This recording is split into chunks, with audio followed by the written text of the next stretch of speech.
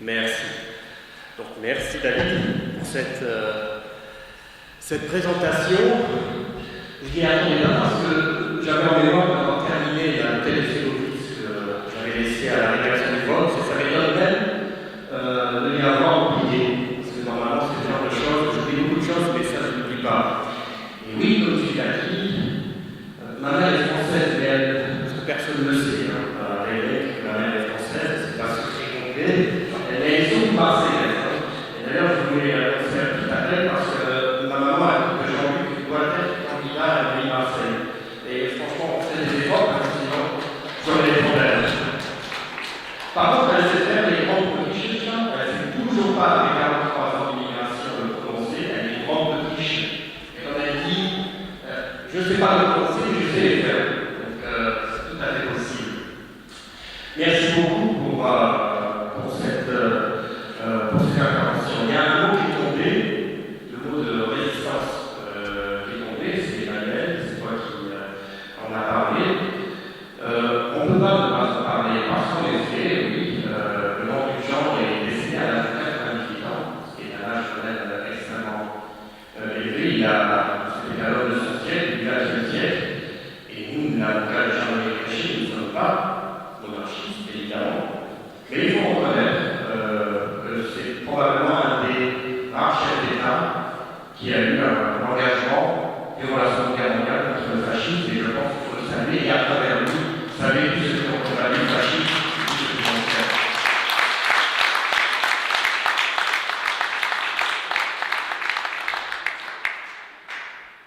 Alors merci beaucoup d'être venu aussi dans ce petit pays, le Luxembourg. Je crois que, je suis juste certain que les là, c'est la première fois parce qu'on a mentionné qu'elle est ici, qu'on a Manuel aussi, pour Nico, les Belges, souvent ils viennent du Luxembourg, donc ils connaissent bien, quelquefois. Et donc, c'est un petit pays méconnu, j'en veux à personne, il est tout à fait normal qu'on ait des difficultés à connaître par un petit pays, et très souvent, on a tendance un petit peu à réduire le Luxembourg à cette place financière qui vit d'une certaine manière. On a plutôt tendance à parler d'une classe financière au Luxembourg, mais ce pays est beaucoup plus riche et ce qui explique également l'existence de l'ENE ici au Luxembourg. Il y a plein de choses qui nous unissent, la Belgique, la France et le Luxembourg. Une des choses qui nous unit, c'est d'être le chef d'État ou de gouvernement respectif. Le président Emmanuel Macron est un libéral. En tout cas, c'est l'étiquette. Le Premier ministre belge, Charles Michel, est un libéral. Le Premier ministre luxembourgeois, Xavier Bettel, est un libéral. Macron fait tirer sur la population lorsqu'elle sur les votes à juste titre. Charles Michel fait des alliances quand même assez étranges avec l'extrême droite flamande. Xavier Bettel fait en sorte que les riches français et les riches belges restent riches. Enfin, et les riches sont encore aussi. Et, comme ça a été dit tout à l'heure, il se nomme progressiste. C'est quand même étonnant parce que je n'aurais jamais pensé que le terme de progrès dans leur bouche fasse autant penser au XIXe siècle. Parce que c'est un progrès peut-être du XVIIIe siècle, et encore, je pense qu'à l'époque, ils auraient déjà été affiliés.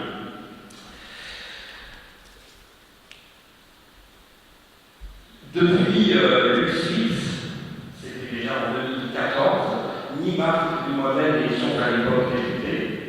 C'était Serge Pali, le prédécesseur de Justin Coupeul, et en décembre 2014, toute cette histoire de LuxLeaks éclate. C'était une période très mouvementée, très compliquée, parce qu'à l'époque, il faut l'avouer, on n'était pas des spécialistes des subtilités de l'ingénierie financière au Luxembourg. C'était un peu compliqué à expliquer parfois aux journalistes étrangers qui venaient nous rendre visite, qui étaient persuadés que tous les Luxembourgeois sont des experts comptables et des auditeurs, ce qui est loin d'être le cas. Et d'ailleurs, on est plutôt spécialistes sur d'autres sujets qui sont tout aussi importants au Luxembourg que dans notre pays, comme les questions sociales. Et là, on a dû se plonger là-dedans, et à l'époque, c'était aussi surtout Justin Coupeul il devait s'occuper des questions financières, il était représenté au sein de la commission des finances, et puis il en connaissait pas plus que nous, et donc il a dû se lancer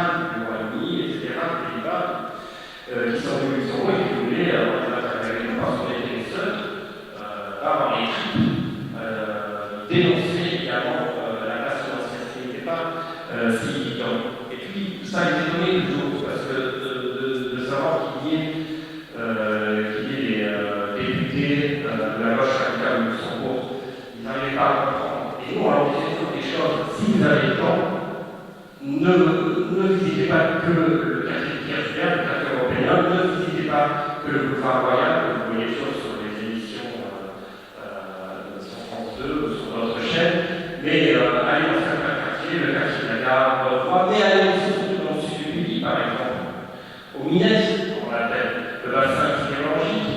Et là, vous comprendrez qu'il vient également la véritable richesse, parce que cette richesse, elle ne vient pas. C'est pas la place financière qui nous a apporté cette solidarité sociale qu'on peut avoir ici au Luxembourg. Allez voir les restes de notre industrie. Ce n'était pas non plus les marins glacés qui nous l'ont offert, ce sont ces milliers, dizaines de milliers de personnes qui ont travaillé, mais qui sont syndiquées, qui ont lutté, et on va encore parler cet après-midi avec notre collègue, on évoquait les années 30, le début des années 30, justement, où il y avait de grandes grèves au Luxembourg. Et c'est à ces grèves-là notre richesse, pas à la place financière qui justement est en train de voir la vie.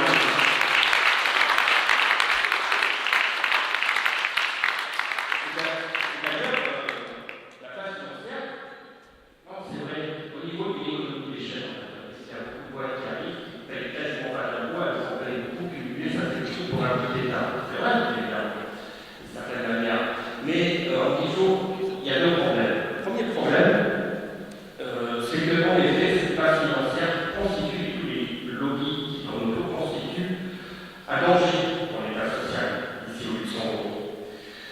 Ce danger, il s'explique entre autres, et on va discuter d'ailleurs demain à la Chambre du budget, et d'ailleurs la Chambre des salariés a fait un plus bonne analyse là-dessus, je ne vais pas m'épancher là-dessus, mais par exemple, c'est eux justement qui font pression sur une baisse de la fiscalité sur les entreprises. Et le Luxembourg est en train, et les projections à court terme, est en train de perdre en recettes. Il y a un moment où les dépenses vont dépasser les recettes, c'est la historique dans ce pays. Donc ça, c'est une première chose. Mais il y a d'autres choses, par exemple le logement, déjà, j'en ai parlé tout à l'heure. Nous, on avait fait une action, il y a pas longtemps, après Michel se rappelle, il avait parlé avec Carole, d'ailleurs aussi, au camp de Gaspésie, c'est dans le sud du pays, c'est vraiment un super bon terrain. J'explique un petit peu pour ceux qui connaissent moins bien Luxembourg, et qui est organisé, on a un gros problème de logement au Luxembourg. Je crois que c'est un des plus grands en Europe, c'est pour ça que nos salaires minimums ne sont pas assez élevés.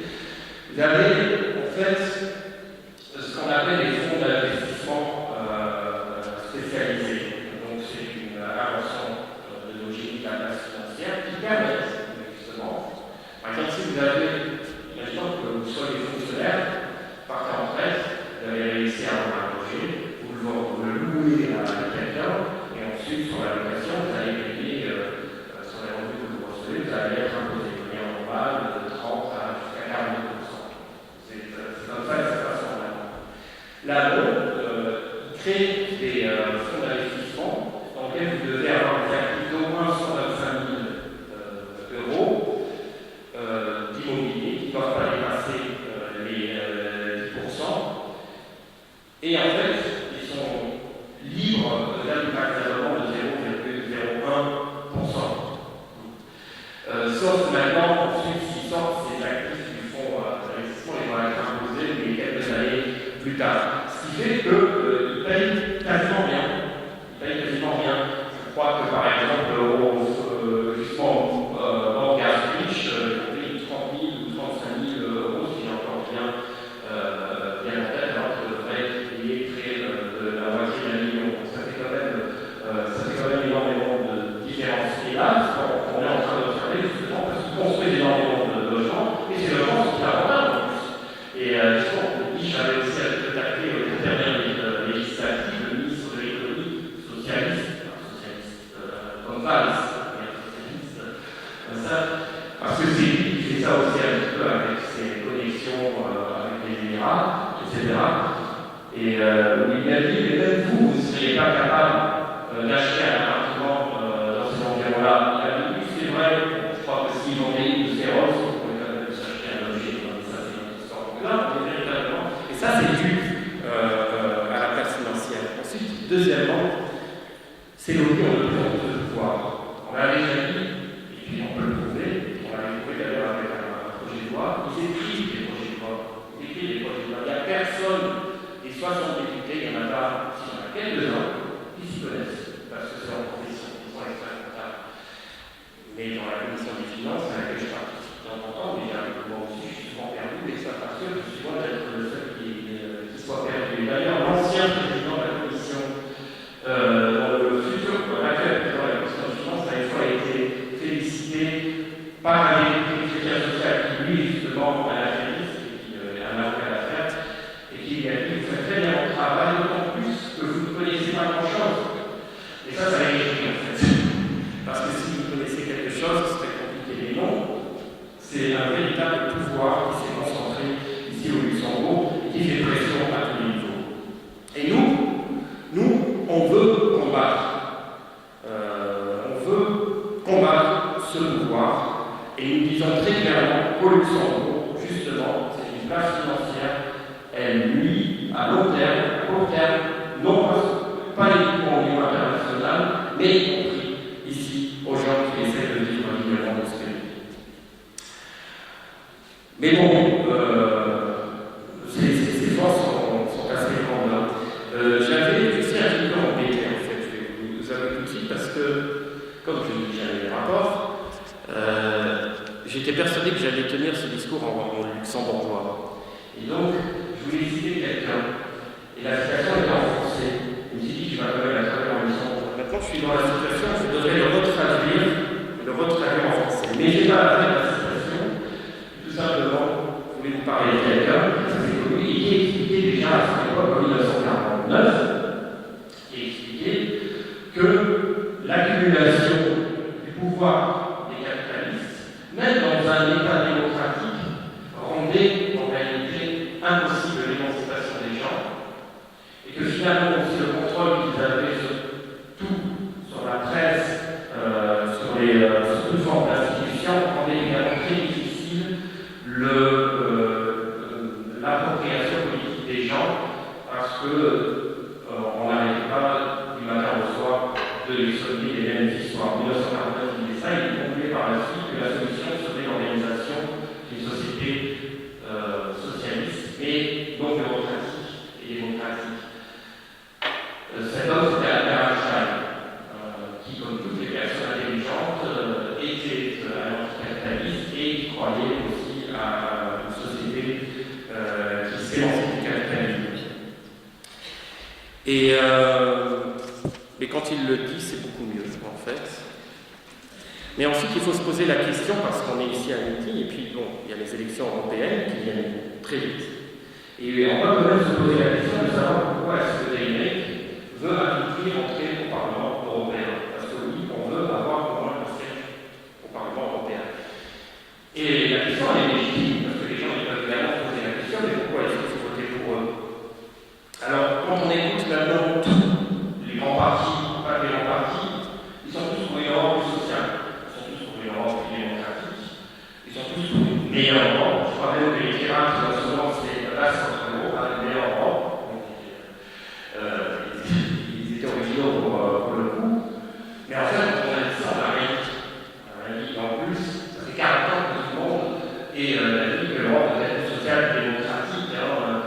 On est contre la guerre, on est contre la mort, on est pas un concours de Miss Monde, parce qu'ils ne sont pas bien non plus.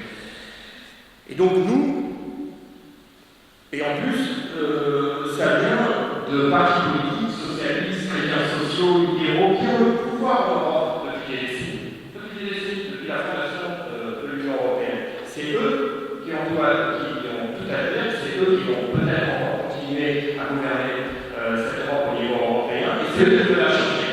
C'est eux qui veulent la changer. Einstein disait d'ailleurs aussi qu'on ne peut pas solutionner les problèmes avec ceux qui en sont à l'origine. Et c'est ça, en fait, c'est la blague du siècle, finalement, ce scénario qu'on nous joue constamment. Je me demande aussi, et je pense que c'est le message qu'on doit faire passer, qui peut encore faire confiance à ces partis, parce qu'il y a ces familles politiques.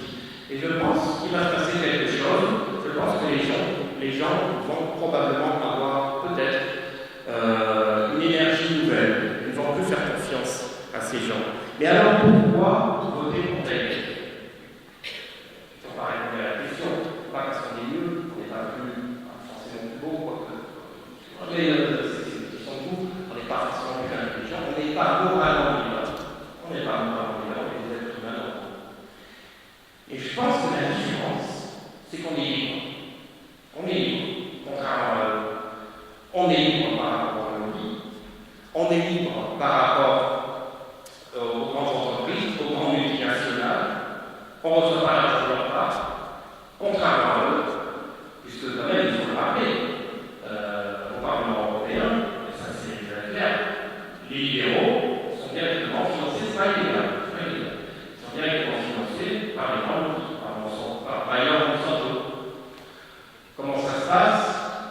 c'est pas les libéraux, les chrétiens aussi, et l'extrême droite également. Ça reçoit des cadeaux de la part des multinationales, même nous aussi solaires. C'est pas juste. Comment ça se passe? Ils organisent des conférences, par exemple sur l'écologie, donc il faut inviter des experts, quand on parle d'écologie, on invite des experts pour Monsanto, par exemple. Donc quelqu'un va parler, comme moi ici, sauf que à la différence de moi, lui, il va recevoir 20 000, 30 000. Il va devoir payer 20 000, 30 000 euros. C'est pas lui qui va payer 20 000, 30 000 euros. Et donc, ils font, j'ai vérifié, on peut le voir sur les réseaux sociaux, j'avais vu que la poubelle recevait aussi parfois quelque chose. J'ai un petit peu paniqué, mais en fait, c'était la part de transport. Donc ça va, c'est une idée, c'est tout à fait clair. Mais en réalité, donc, quasiment tous les grands groupes sont directement financés par les grandes multinationales. Alors, ils n'ont pas assez donné, finalement, de savoir dans quelle direction que ça se passe. Et nous, justement, nous, la gauche radicale, même si on n'est pas parfait, on peut dire qu'on est libre de ça. Monsanto ne nous propose pas d'argent, et d'ailleurs, de toute façon, nous ne voudrions pas de leur argent, nous, on veut lutter avec les gens, et comme on dit, nos vies par le profit, donc les syndicats, c'est clair.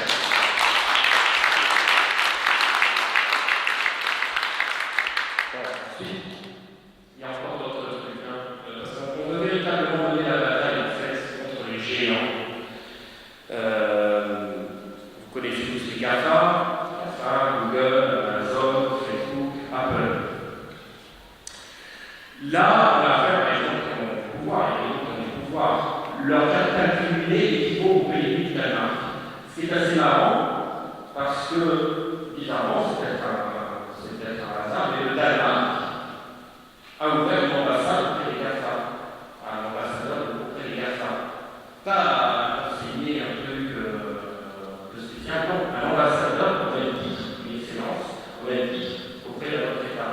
Parce que le gouvernement danois estime, et on ne pas tort, que en fait les GAFA représentent des puissances au même titre que des nations. Et en réalité, peut-être même au-delà. Ils ont des réserves financières énormes. Et donc peut-être que ce développement du capitalisme qui va peut-être pas forcément en direction de la construction de nouveaux États, mais que les États qui étaient riches, à quel niveau que ce soit, au niveau européen ou au niveau national, et en réalité de nouvelles superstructures sont en train de se construire et que finalement, ensuite les gens pourront peut-être aller voter, mais ça n'aura plus aucun impact parce que d'autres puissances économiques pourront tout décider. D'ailleurs, je vous rappelle un petit peu, si on regarde au XVIe siècle la Compagnie des Indes, c'était aussi une société privée en réalité, qui faisait l'envolée entre l'Europe, les Pays-Bas, le Portugal, la France, la Grande-Bretagne, vers ce qu'on appelait les Indes, ce qui était l'Orient, y compris les Amériques. Les Pays-Bas ont colonisé l'Indonésie ainsi, donc c'était aussi précurseur du colonialisme. Ensuite, c'est l'État qui a pris ça en compte. Et nous, on est en train de coloniser toute la planète, cette fois-ci, le nord et le sud, tous les travailleurs, ceux qui s'en comparent au nord, ceux qui s'en comparent au sud, on est en train de coloniser par ces puissances-là, et je pense véritablement qu'il faut lutter contre ça.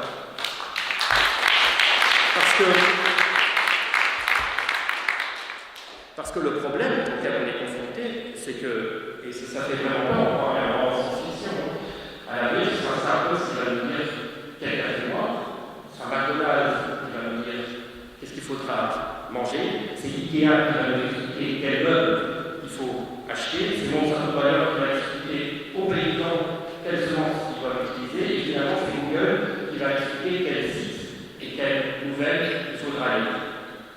C'est un peu dystopique, mais ça peut arriver. On va aller dans cette direction-là. Et il faut surtout faire attention. Si peut-être un journaliste ou un citoyen veut en savoir plus sur ces grands groupes, il y a quand même des législations qui sont en train de se mettre petit à petit en place, comme celle du secret des affaires, qui est un véritable scandale, qui peut justement pénaliser les gens qui essayent de faire des recherches pour savoir un petit peu comment se structure la finance de ces groupes, que font-ils, etc. Tout ça peut être puni. Donc, nous dirigeons véritablement vers un monde très compliqué. Encore un petit peu de notes. Je ne sais plus où j'en suis, je ne sais pas si j'ai encore un peu de temps, mais en fait, j'ai gagné 10 minutes puisque je fais la présentation. Je parle toujours trop, il faut m'interrompre, c'est pas un problème. Ensuite, il y a un autre truc dont on parle beaucoup moins.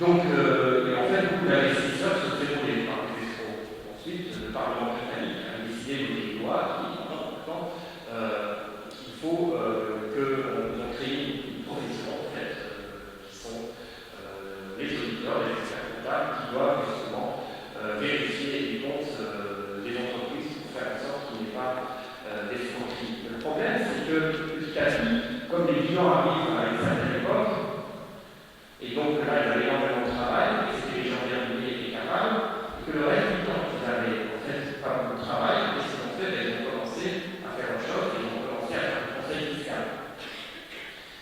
Et donc maintenant, on est rentré dans cette situation, petit à petit, que les mêmes qui sont censés contrôler les entreprises afin qu'elles ne fassent pas d'actions frauduleuses sont également celles qui les conseillent au niveau de l'optimisation. C'est pratique, on connaît leur structure. Donc forcément, on va plus facilement pouvoir les conseiller. Et puis au bout d'un moment, on va faire des lieux. Et ce qui est le foot de ça, par exemple, il y a la CIFA, qui respecte une organisation assez respectable, qui elle est contrôlée par la KPMG. Mais la KPMG est également la boîte qui donne des conseils à la FIFA pour faire de l'optimisation. Et puis bizarrement, la KPMG, qui n'est peut-être pas assez mauvaise foi, n'a pas vu tous les beaux et tous les détournements de fonds qui se passent au sein de la FIFA, tout ça. La KPMG est incapable de le faire. Ces gens-là, on sait, au Luxembourg, ils sont côtois, ils sont malins, c'est pas des imbéciles, tout simplement, ils ne peuvent pas le faire. Et donc là, nous sommes face à un pouvoir qui véritablement nous prend tout. Et en plus, c'est un problème parce qu'il y a des cours d'université, mais également, non seulement ils aident à l'évasion fiscale, ça on le sait, mais ils nuisent aussi également énormément aux États, puisque que font les États du Luxembourg le fait, ils demandent à ces boîtes de vérifier les comptes du Luxembourg. Qu'est-ce qui se passe ensuite? On a plus assez de fonctionnaires. Le know-how, le savoir-faire, il est sous-traité dans ces boîtes privées. Ce qui fait que nous-mêmes, les États, manquent de savoir-faire. Le Luxembourg n'a plus de savoir-faire pour contrôler tout ça. On n'a pas assez de personnel. Du coup, après, en plus, les boîtes commencent à les payer dans la fonction publique, ce qui en disant aussi sur les préjugés sur la fonction publique. Et d'ailleurs, il faut en parler, Guy Hines, l'ancien directeur de l'administration de contribution directe, avec l'utilisation, qui a pris sa retraite, il y a 2 ans, a donné une grande interview dans le principal quotidien du pays.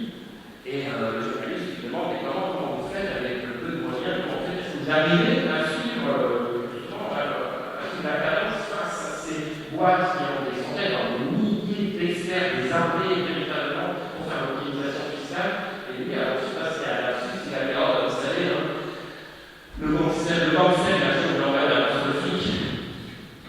Ensuite, tout de suite, il s'est repris, donc je ne voulais pas aller à la de toute façon, il savait très bien de quoi il parlait. Donc notre premier ministre, Xavier Bettel, lui aussi, c'est très bien qu'il parle, je parle des EY, ça c'est aussi.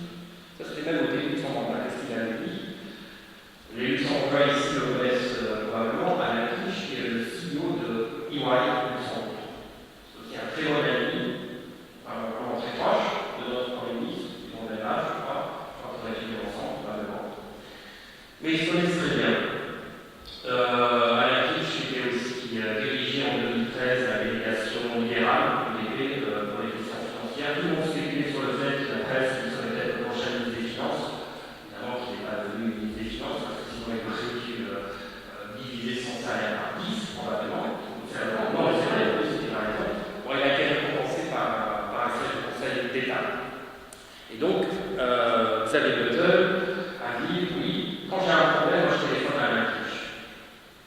Comme ça, quand je ne sais plus quoi faire, je téléphone à Alain Kish. Je lui dis, il ne voit même pas le problème. Xavier Bettel a le droit de téléphoner à qui il veut. On va parler à qui il veut. Il a le droit de parler à ses amis qu'il a. Nous aussi, d'ailleurs, on fait la même chose. On a des amis, on téléphone à certains amis, on demande conseil à certains amis, sauf que nos amis à nous ne travaillent pas vraiment dans le même secteur. Nos amis à nous, ils vont plutôt travailler dans le secteur de l'éducation, vont plutôt travailler dans le secteur de la santé, vont plutôt être ouvriers, vont plutôt être artistes, indépendants, ils vont Ça, c'est les gens. Ça, c'est les gens auxquels nous parlons. Et en fait, nos amis à nous, s'ils arrêtent de travailler, ça va nuire un peu à la société. Alors que si les amis de Jared Butler daignaient cesser de travailler, ça ferait du bien